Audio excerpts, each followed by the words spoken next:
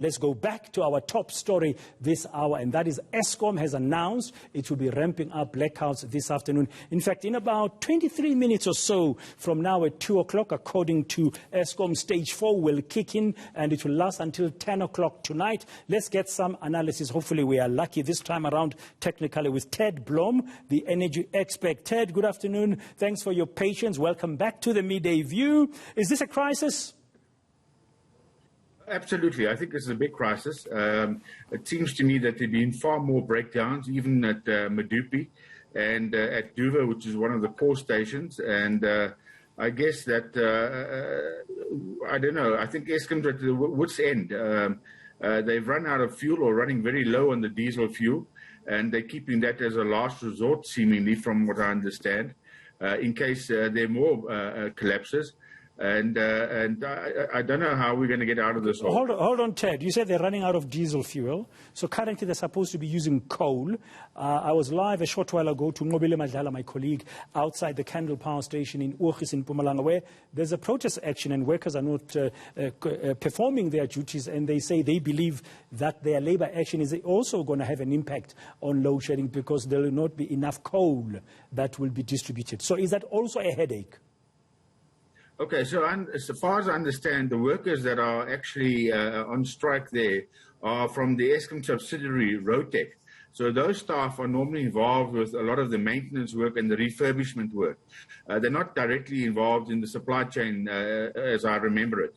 So, yeah, they could, of course, hassle the people in the supply chain and exacerbate the problem. But for the moment, I think that is not quite happening. Okay, so there's a diesel issue, there's a coal supply issue, there's a capacity issue, there's breakdown and maintenance in a number of power stations, as Eskom has announced. Hence, we're in the middle of the current blackouts, and you say it's a crisis. Now, 4,000 megawatts, that's stage 4, that's quite a big amount of power.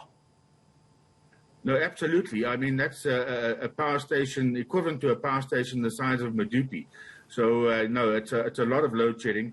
And in fact, to the extent that they haven't used the VLS, the voluntary load shedding services or contracts with some of the big smelters, that could mean that they don't have a reserve margin, and the situation could deteriorate quite quickly from here on, given that they probably used a lot of their diesel supplies earlier on in the week and last week when they denied that the load shedding was serious. We know about that whole debacle. So, yes, I think we need to prepare ourselves for a very, very cold week or so ahead. I don't know how long it's going to take Eskom to recover the situation. You said there's a voluntary load shedding, what, VLS. When and how does that kick in by the smelters?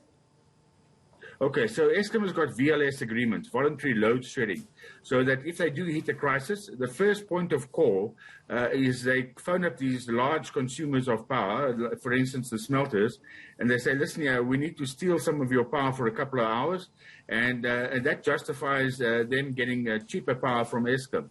But those hours are limited, because if you take too many hours from them, the pots freeze, and then you've really got a calamity. The smelter would be out of service for at least 6 months.